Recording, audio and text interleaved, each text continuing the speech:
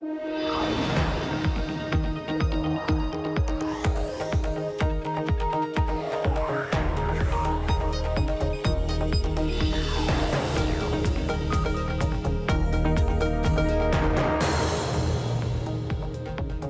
Brad Stone in San Francisco, in for Emily Chang. This is Bloomberg Technology. Coming up in the next hour, who had the best holiday? Apparently Amazon. The company is reporting a record-breaking season. Plus, more than 100 billion apps were downloaded in 2018. We'll discuss what's fueling growth in the mobile market. And we look back at one of the biggest stories of the year, the role social media and tech played in influencing elections around the globe. But first to our top story. Amazon says this holiday season has been record-breaking. More items have been ordered worldwide than ever before, and tens of millions of people signed up for Amazon Prime memberships. The company says sales of Amazon devices are up significantly this holiday season compared to last year. Paul Sweeney, Director of North American Research at Bloomberg Intelligence, joins us now. Paul, thanks for joining us after the holiday. You know, these Amazon releases can almost be parodied these days for their lack of specifics. Tens of millions of new Prime customers, more Amazon devices than last year. What do you read from this? Yeah, you're right. Not a lot of specifics coming out of the company, but clearly we're seeing, strong retail sales during this holiday period.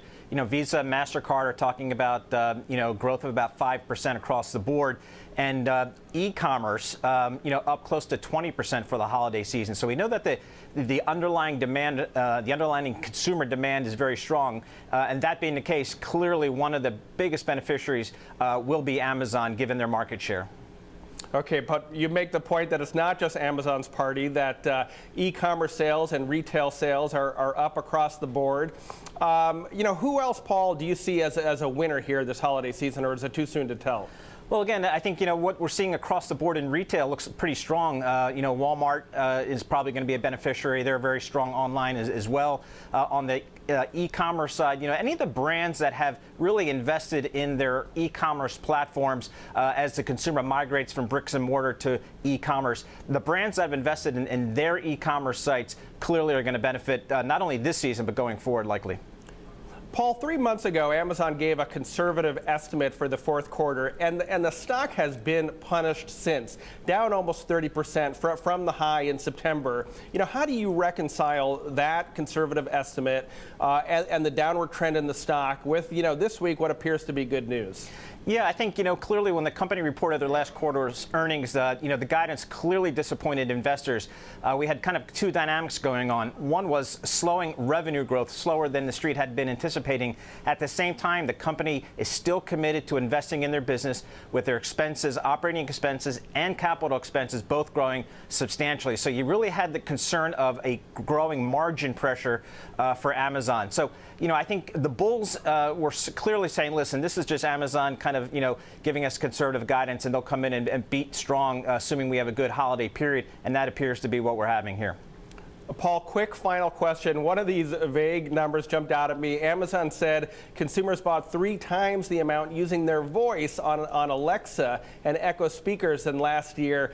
What do you read from that? How real is voice shopping, do you think? I think it's getting much more real, and I think we're seeing big investments in voice-activated hardware, not just from Amazon, but also from Google and from Apple. So I think you're going to see, the types of tasks that these voice-activated services can do to continue to grow. And clearly, as it relates to shopping, anytime Jeff Bezos and the Amazon folks can take friction out of the shopping experience, that is good for their business.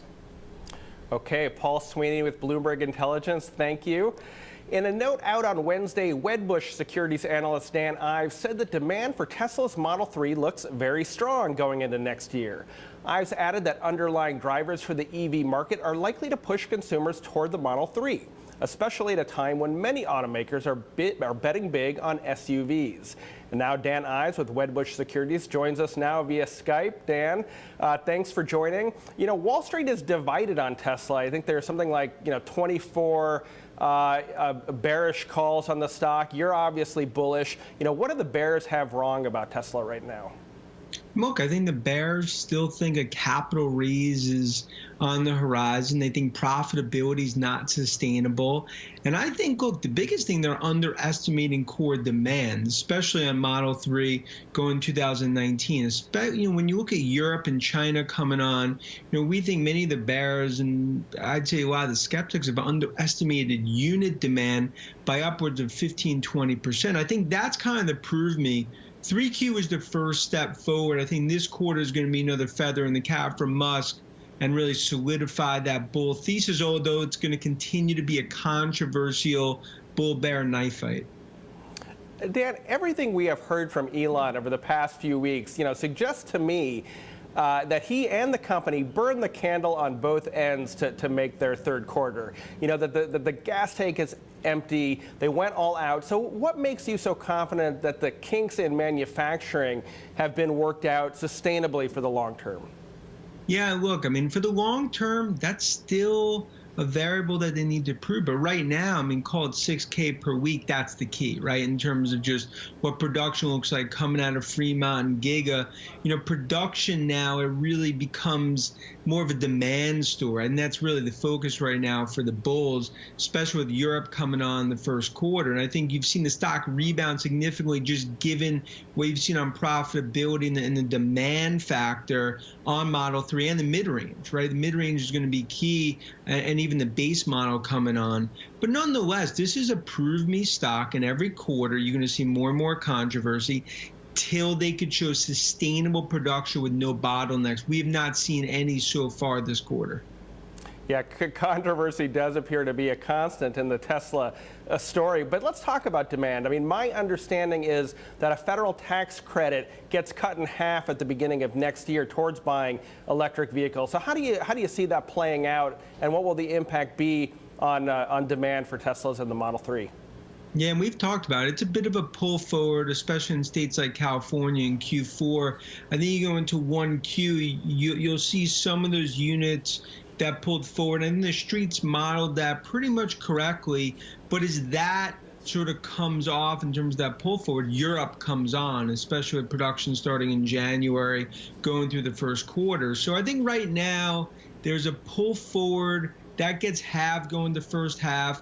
But then the mid-range comes on, much lower price points. That's really the core part of demand. And look, and that's the key part of the Tesla bull thesis, that as you start to have the 46K and eventually the 35K, that really goes more into the norm, into the masses, where you'll see volume spike, as well as Europe and China coming on board. Dan, we're seeing more economists predict a recession for 2019. How vulnerable is Tesla in that scenario? Look, they're vulnerable like any auto manufacturer, especially on the high end. So when you look at recession, especially on the high end, that's the one where you definitely would, I think demand would come down pretty significantly. But nonetheless, if you look at Tesla, you look at some of what's happening in China in terms of some of the subsidies, as well as some of the price cuts that have happened there. You look what's happened in the U.S., at least so far, visibility through the first half feels strong. And I think, look, that's really going to be the key here, is that you look at recession, you look at some of the economic indicators. At least thus far, we have not seen any softness, at least in the channel. But I think that's going to be right now as we get into 2019, really a big debate for Tesla, as they need to prove themselves every quarter, just like we saw last quarter, which I think shocked the bears that continue to think that this is not the disruptive technology that we believe it is. It certainly did. Dan, last question for you. Tesla Twitter is a reliable form of entertainment, and one of the enduring features, particularly these days, is customers who seem to be complaining about service issues directly to Elon. I understand that is anecdotal, but does that concern you at all? Look, fundamentally, as you have more customers come on board, even internationally, you're going to have more inherent customer service issues, as well as it's something that Tesla is going to need to expand. And I think also it's Musk taking himself out personally or some of the day-to-day, because even look over the weekend, he responds to a customer about that, the EV tax, about that, what happens if a car that they order did not ship by December 31st. And he's like, well, Tesla will cover that. And ultimately, that was a big overhang. We heard from a bunch of investors on that. So it just speaks to just worries the more that they respond there. And I think Tesla, look, they have to grow up. And I think this is part of that sort of maturity process as they kind of go through this. Well, maturity is certainly something that investors will be looking for more of when it comes to Tesla. Dan Ives at Wedbush, thanks for joining us. Coming up, the use of voice assistants has grown tremendously in the last year, but who's really leading innovation in this space? And if you like Bloomberg News, check us out on the radio. You can listen on the Bloomberg app, Bloomberg.com, and in the U.S. on Sirius XM. This is Bloomberg.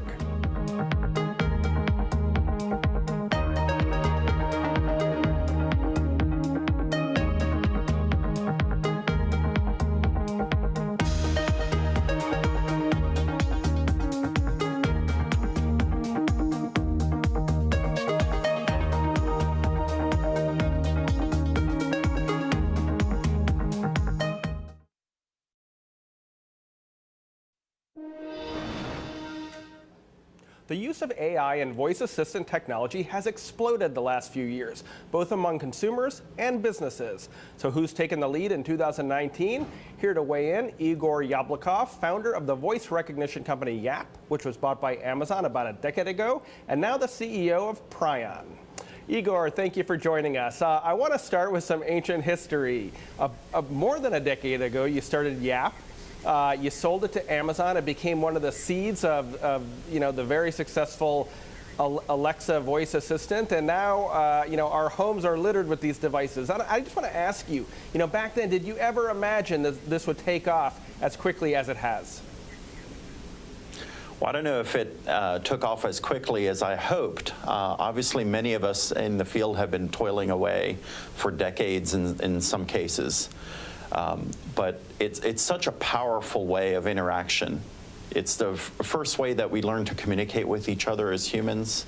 The power of the voice is really something that is a demarcation line in terms of when a baby first starts interacting with the world as well, and essentially becoming a more active participant in this. In that environment, and so that's what was really, really exciting to many of our colleagues that were working together to make this happen. And I know, Igor, that you are focused now on bringing this technology into the workplace, and we'll get to Prion in a moment. But just looking out at at Amazon, it's got about 60% of the market in the U.S., but Google Home is right there and growing quickly. It was 30%. Apple just entered the market. How set do you think this competitive dynamic is? Does Amazon have an enduring lead, or do you expect to see new entrants and startups and maybe a little bit of a reversal among the major players in the coming years? Well, at Yap, we had a big breakthrough, and that's one of the reasons why the acquisition in 2011 was so secretive. They didn't want Apple and Google knowing that they basically had a drop on them, and we're bringing it to market in a new and novel platform that caught everybody by surprise.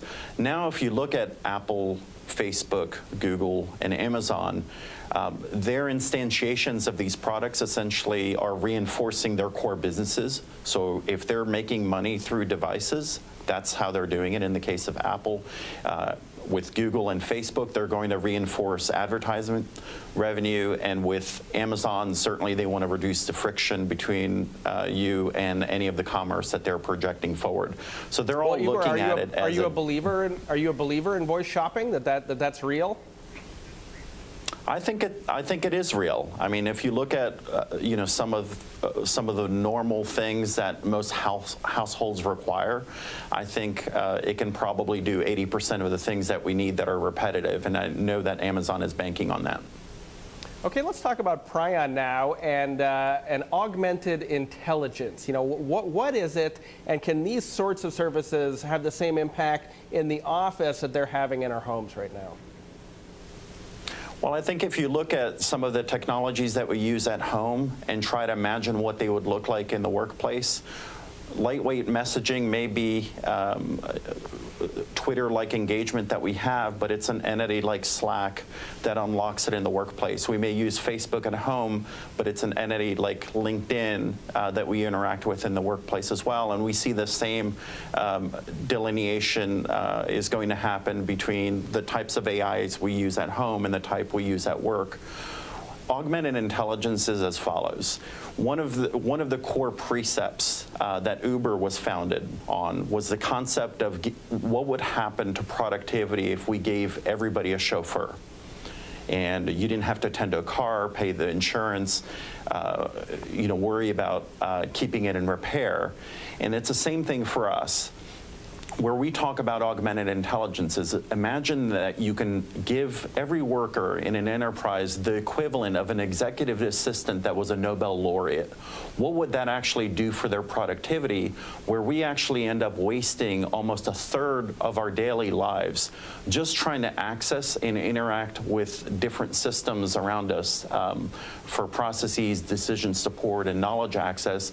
And how does augmented intelligence help reduce the frictionality between you and those resources? That's what we're betting the whole company on.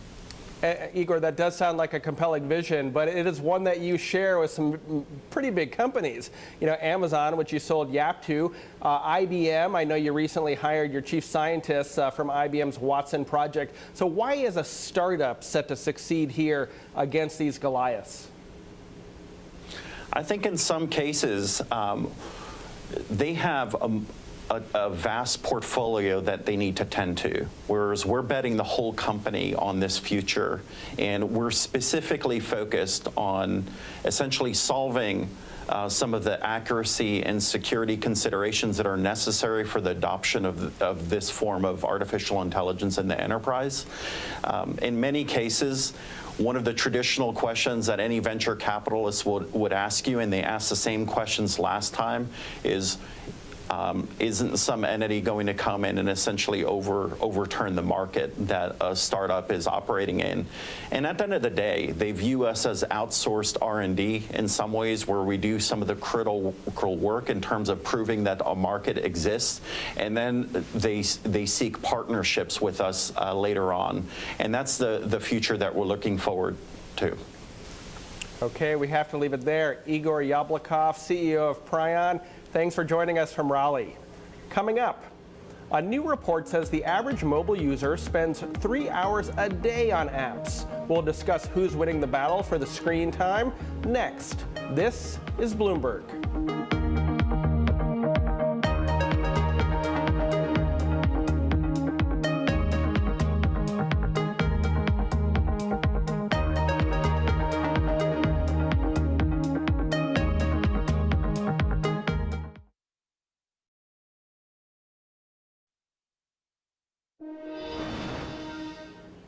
Over the last year, the use of apps among mobile users has grown even larger, with a few key winners in the space.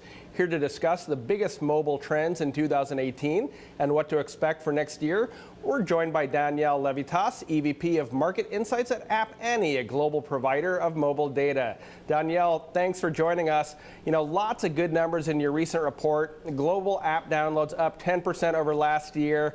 How do you characterize the strength of the mobile app ecosystem in 2018? Thanks for having me, Brad. At App Annie, given that we're able to serve the world's biggest brands by delivering the data and analytics that they need, we have a unique view on what's happening across the globe. When you look at downloads, for example, we're talking just first-time installs. And with the growth of 10% at a market that's 10 years in, it's an indicative of just the sheer breadth that mobile serves. It's social, it's games, it's music and entertainment, it's retail, it's banking, it's travel. So the market's incredibly healthy, whether you look at it from downloads, time spent, as well as monetization, which we can talk more about. Yeah, time spent. I'm looking here. Users spend nearly 3 hours each day in apps. Impressive. Again, up 10% over last year. But Danielle, a little worrisome too that we're staring into our phones for that long. It is frightening. It continues to go up, and at some point there's got to be an upper limit. But the reality is it is 3 hours a day in the U.S. In mobile-first markets that really were born digitally in mobile, we're looking at closer to 4 hours per day. I think it's really important to just take into account the sheer ways that mobile serves us. We use it to communicate and socialize, right? That's half our time. That still leaves in a market like the US 90 minutes a day, if not more, that's spent in shopping that we've been talking about, right? That's spent in fintech and banking, that's giving us access to information, that's allowing us to plan our travel and getting around town. It's allowing us to learn and to share information, to be entertained. It really does serve virtually every corner of our life. And you could argue, is it too much? But you could also argue it gives us sort of this democratized access to technology, tools, and information that we didn't have before mobile and apps. Danielle, we're ending the year here with this sense that Facebook is in trouble, and yet in your report here, 4 of the top 5 apps downloaded were Facebook's, Facebook itself, Messenger, WhatsApp, and Instagram. You know, what do you take from that? I think habits are hard to break. I think at the end of the day, it's really about the fact that convenience trumps everything. And when you have the network effect, when you have the convenience of being able to reach, you know, your primary circle, your extended circle, and in some cases, even from a business standpoint, that is incredibly sticky when you have billions of people that are reliant upon these technologies. I mean, WhatsApp is the dominant messaging platform.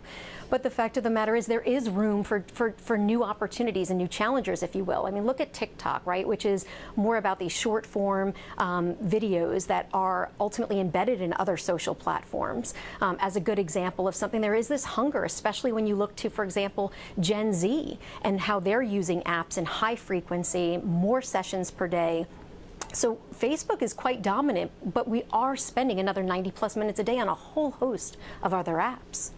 You just mentioned TikTok. I was going to bring it up. It's owned by a Chinese company called ByteDance. Are we seeing more mobile app trends emerge out of Asia right now? I don't think you can talk about mobile and not talk about China. If you look at monetization, it's really the Chinese and the American publishers that dominate as the 2 biggest markets. China has more mobile users than any country in the world, which isn't surprising given its population. And when you look at tier 1, tier 2 cities in China, they're incredibly mobile first. They're making, you know, enormous number of purchases through their apps. They're in many ways sort of ahead of any other markets. But I'll also say that Chinese publishers, for the most part, are really growing in their home market.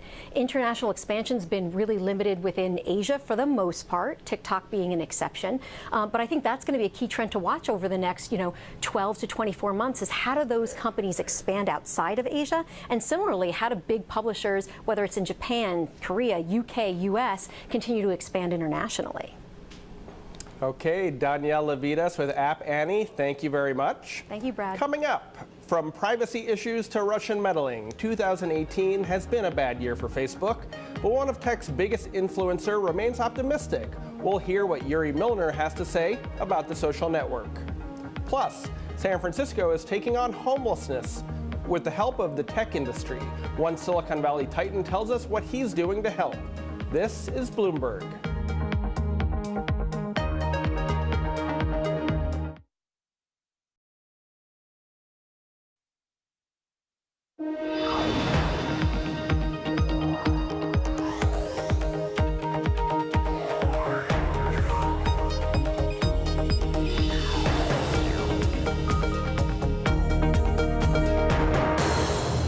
Bloomberg Technology. I'm Brad Stone in San Francisco.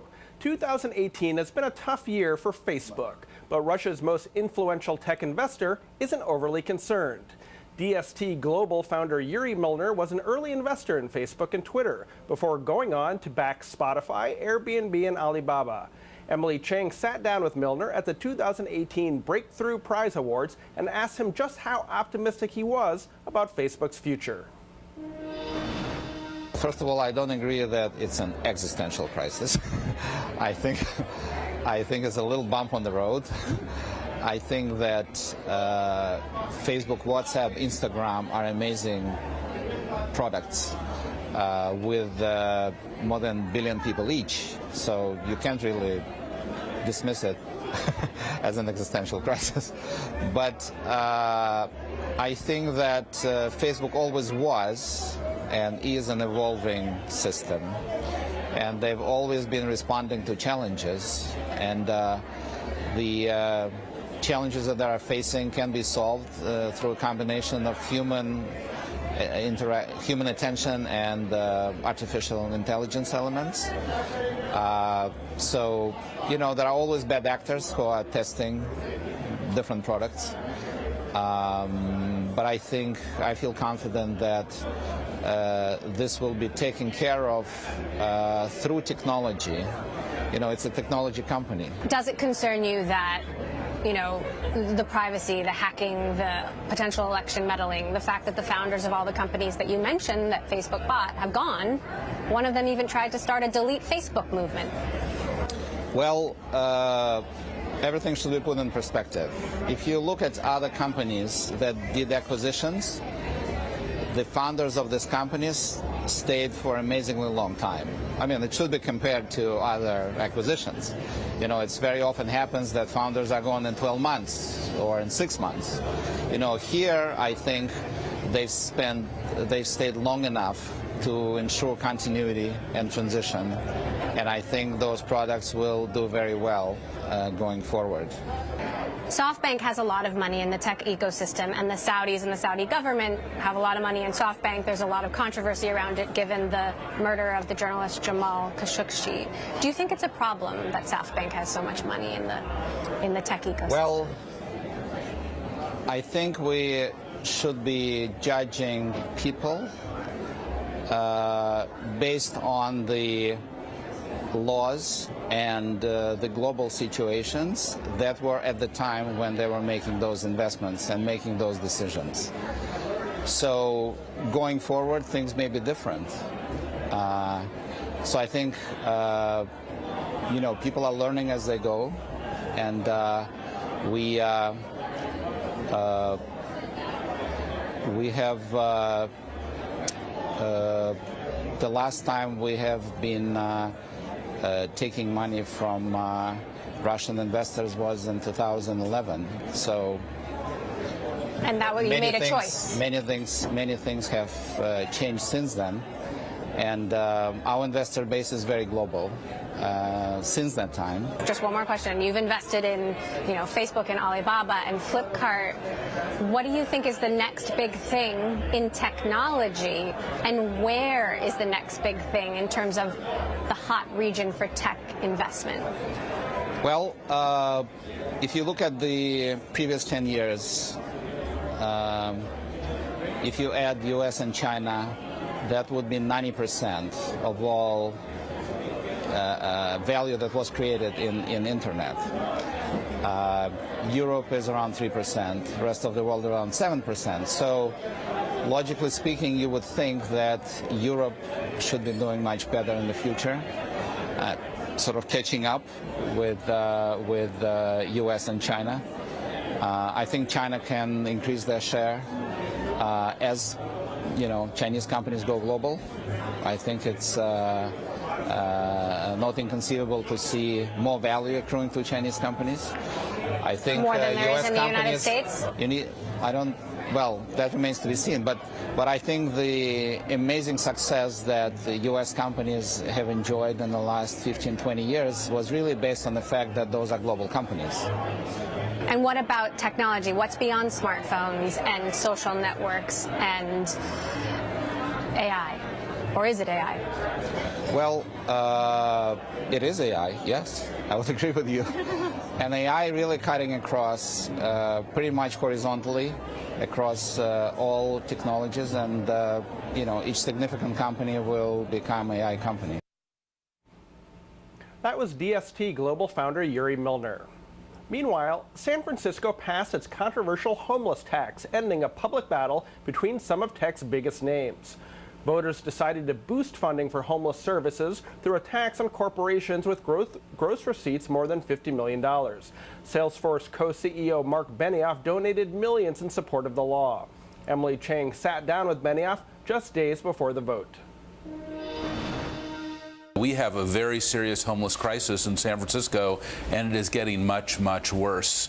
We have 7,500 homeless individuals currently on the streets. We have 1,200 homeless families, each with 2 kids. And how are we going to get them off the streets? It's getting worse. It's a problem. We know it. That's why I'm voting for Prop C. What about the unfairness that other companies are citing here? You have Jack Dorsey saying, I admit that while I come at this as a citizen first, there's an unfairness I see in my role as CEO of Square. This doesn't apply to Twitter. Companies like Square and Stripe would be taxed at a significantly larger total contribution than much larger companies like Salesforce. Do you see the unfairness? Well, what I see is a crisis of inequality in San Francisco. I mean, that is what is striking to me. We have 70 billionaires here in our city. That's incredible. We have companies that you report on with hundreds of billions of dollars of market cap. Of course, you know, Salesforce, we're the largest employer here in San Francisco, not just largest tech employer, largest employer. We have a $100 billion market cap. And you just talked about a few companies. Square worth 30 billion, Twitter worth 20 billion, Stripe, you know, 20 billion. Well, the amazing thing is these companies can afford it. For us, it's just a $10 million tax. These are immaterial amounts to us. The $10 million doesn't mean anything. You know, that's less than the private plane that Jack Dorsey is going to fly around on. You know that. And I'll tell you right now, it's the money that we need to make a difference here in San Francisco. You've taken a hard line on some other companies like Facebook, and in the past you've said that's caused you some troubles in your own friendships. And I wonder, has this done the same? Well, of course, you know. How are your relationships being affected by this? Emily, well, hopefully our relationship is all right. But I mean, number one is, the most important thing is that I feel like I need to speak my truth, and sometimes that means speak truth to power. I've had a lot of tough phone calls from executives who get very unhappy when I say something like, you know, I said in January, Facebook is the new cigarettes. It's not good for you. It's addictive. It's being manipulated. Others are trying to get you to use it in ways you don't even understand. All of that has turned out to be true, and much worse than even I ever imagined. And that's a tough conversation. And then this is a tough conversation too, where I said, business is the greatest platform for change. We can fix the homeless situation in San Francisco right now. All we have to do is vote for Proposition C, and it's immaterial to our business right now, the financial numbers, but homelessness is material to my business. But that's a tough conversation for people don't want to give. Tim Cook has also taken on Facebook and Google over their business model, over how they handle user data and privacy. Mark Zuckerberg hit back at that on the earnings call. Who's going to be on the right side of history in this privacy debate? And what do you make of this sort of bigger tech smackdown? Tim Cook for sure is on the right side of history. He and I both have called for a national privacy law here in the United States. You know, we have GDPR in Europe. That's doing a fantastic job in Europe in protecting European citizens. They have more protection and control than any other region in the world. We need that here in the United States. A lot of the privacy debates that we're having right in our city in San Francisco, well, we wouldn't be having that if we were in Paris or London or Munich.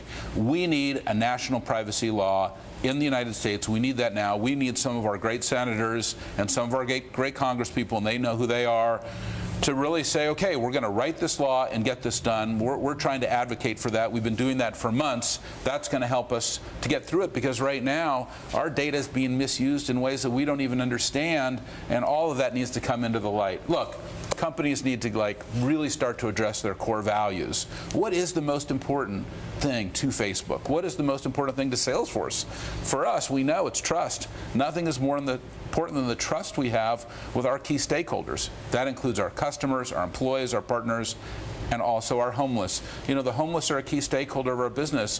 What matters in San Francisco matters to me, and it matters to our employees. And you know what? Even when they're on their way home from work and they're in their BART station here, you know, it's becoming more difficult. That's why I'm voting for Proposition C. Some would say that maybe it's a little bit hypocritical of you to be talking about privacy when this is something that a lot of companies do. Where do you draw the line? Well, we draw the line right there, where we say the most important thing to us in our company is trust. Nothing is more important than the trust that we have with our employees, our customers, our partners, even our city, our community. And can I look at you straight in the eye and say, we're doing everything we can to have the most trusted relationships? And if there are things that come up with Salesforce, and there have been, and there will be in the future, and there have been in the past, then we have to address those things. But we're going to try to be a best practice, and we're always going to try to be on the right side of history. That was Bloomberg's Emily Chang with Salesforce co-CEO Mark Benioff. Coming up, we'll hear from the man behind President Trump's digital strategy in the 2016 election and look ahead to his plans for 2020. This is Bloomberg.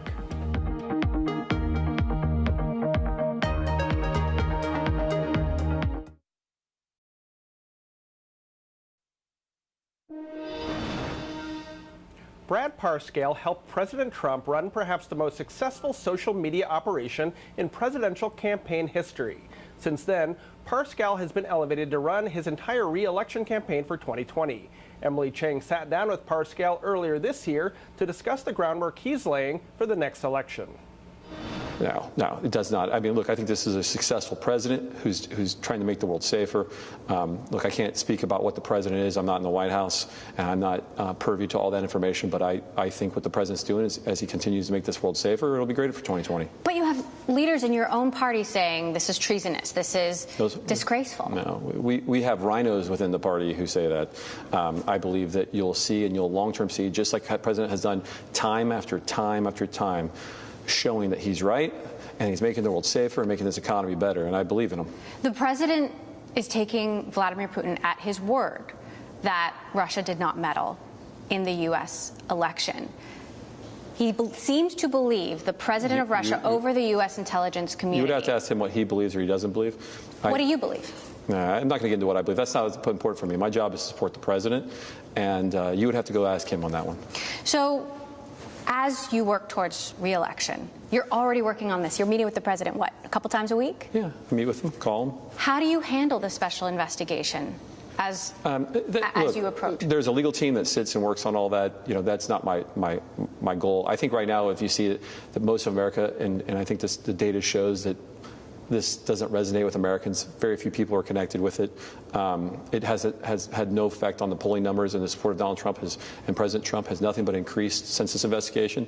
I believe America sees it for this fake story on collusion, and I've continued to say there was zero collusion. It's such a joke, at least from my part in the campaign, and I think I played a major role. So I just know it's not part of it, and I'll continue to say that any foreign entity that does meddle in an election, should be held accountable. But that's what the government's there to do. That's not my role. And yet, the Trump campaign's message seemed to align very much with what Russia was also trying to disseminate. For example, President Trump in July 2016 saying, Russia, if you're listening, I hope you can find the 30,000 emails that went missing, which is the very same day that the Russians, according to U.S. intelligence, tried to access or hack into Hillary's You'd have to servers. ask him that one on timing. Sometimes things in life, I don't know.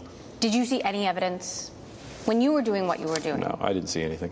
Anything that seems suspect? No, look, I don't have complete access to everything that's happening in the country. That's why we do have intelligence. I have not access to any of that stuff. But I will tell you that from everything I saw, it looks like there was no collusion. There was nothing that we did with them. We ran a legitimate campaign, and it was the right thing. We did everything the right way, and we ran a completely legitimate campaign. And it's unfortunate that some people just didn't like what happened, and so they have to make these conspiracy theories up to explain what they don't like in life. Are you worried that Americans can be manipulated online by foreign powers? Does that concern you? No, I think Americans are smart enough. I've never really believed that you're going to be manipulated into these thoughts. Do you think that voters will still trust social media ads if you use them again? I'm not one to speak on what voters can and will trust. I mean, it's a big question. I continue to think that using social media and using advertising for all businesses and all political campaigns will still be an important way to get people to show up to vote for Trump in 2020. That was President Trump's 2020 campaign manager, Brad Parscale. Still ahead, Facebook has come under intense scrutiny following several data breaches this year. Looking back on our biggest interviews this year, we'll hear from COO Sheryl Sandberg. This is Bloomberg.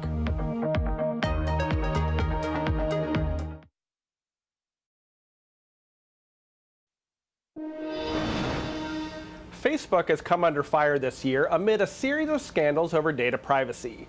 Emily Chang caught up with Facebook COO Sheryl Sandberg in April, soon after the Cambridge Analytica controversy.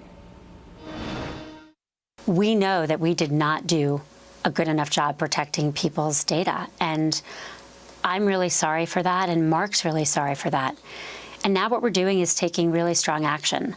Starting Monday, we're going to be starting the process of rolling out to people all over the world, right at the top of their newsfeed, all the apps they've connected to, and a very easy way to delete those apps. And as part of that, we're going to tell anyone who might have had their data affected or accessed by Cambridge Analytica, who they are.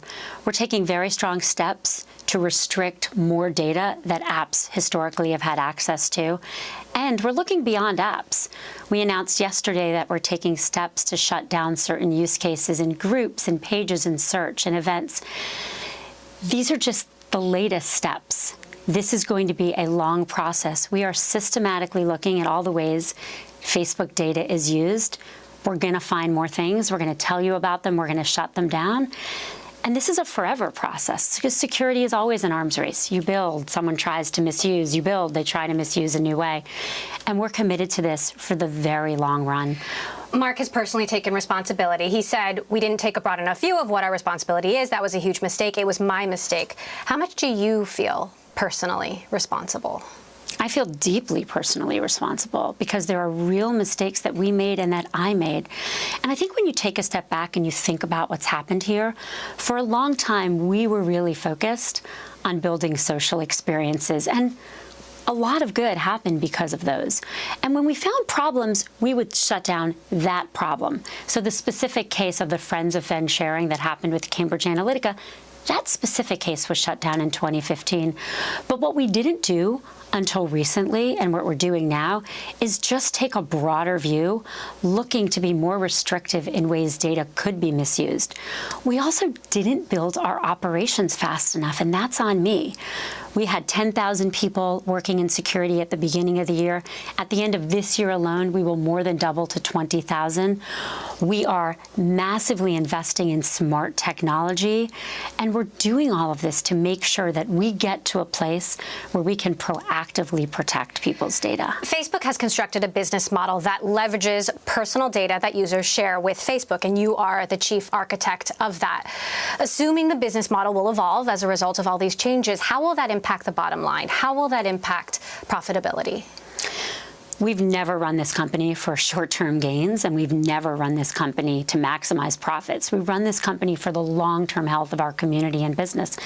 We announced 2 quarters ago in earnings that these investments are big and they will impact profitability. And that's okay with us because it's the right thing to do. We want to make these investments. We'll update at the next quarter. So, talk a little bit about, you mentioned that a few advertisers have paused their spending as a result of this. How big is that pause? Can you give us any color? It's a few advertisers, but what matters is not how big it is. What matters is the questions they're asking. So advertisers are people. They're people who use Facebook. So are investors. And everyone wants to know the same thing, which is, are you protecting people's data? I think the advertisers and people who use Facebook also want to know that the good things will continue. And those are really important as well. Earlier this week, I was in Houston. I met this incredible man, Ramon. I went to his local taco store. When Hurricane Harvey happened, he had lots of food but no power. So he used Facebook to find a competitor who had a taco truck, teamed up with him, and then they used Facebook to drive around and find people who needed food. Now, those people were publicly sharing their location on Facebook. And what people want to know from us is, are we going to take steps to be more protective and more proactive? And the answer to that is a firm yes. But we're also going to take steps to make sure that the good that happens on Facebook can still happen. With all that we know now, do you believe that Facebook played a decisive role in electing Donald Trump? There's a lot of concern about what happened in this election. We are certainly concerned about the foreign interference on our platform. The overall picture here, I don't think anyone knows yet, but it's an important question, and I think it's one that's going to be studied for years and years to come. Where we're focused now is taking the lessons of past elections and making sure we apply them going forward. Foreign interference. You may have seen earlier this week, we took very strong steps to take Russian IRA content off our site. That was the content that was in the U.S. election that we did not find quickly enough, but now we're analyzing ahead, and we found 270 pages and accounts linked to them that were deceptive in Russian, targeted mostly at Russians. Our message is very clear. There is no place for this deceptive content, for these troll farms anywhere in the world. We took this down in Russia. We're looking for others from other similar groups, and we're going to take them down anywhere in the world. Mark has been asked if he's the right person to lead Facebook. Do you believe that he is? He said he is. Do you agree? I believe deeply in Mark. Mark had a vision for what social services and social sharing could be, and that vision remains really important. Mark also, along with me and all of us, take full responsibility for what's happening here. And we're making a very important shift. We're going to keep building social products because sharing is so important to people all over the world. And we're going to be much more proactive. Emily, I'm not going to sit here and say we won't find more problems. We will. We are going to continue to find problems. We are going to continue to shut down situations when we find them. And this is a forever thing because security is an arms race. This is something that we're signed up for, not just now, but on an ongoing basis. Mark Zuckerberg said he hasn't seen any meaningful impact in use, but we all have friends who have taken Facebook off their phone, who are using Instagram instead, who've sworn off social media. How do you explain that? We take that really seriously. For me, personally, you know, if someone would wake up this morning or yesterday morning and say, I don't want to use Facebook anymore because I don't trust them, that's something I take as seriously as possible. And that does it for this edition of Bloomberg Technology. Bloomberg Technology is live streaming on Twitter. Check us out at Technology and be sure to follow our global breaking news network, TikTok, on Twitter. This is Bloomberg.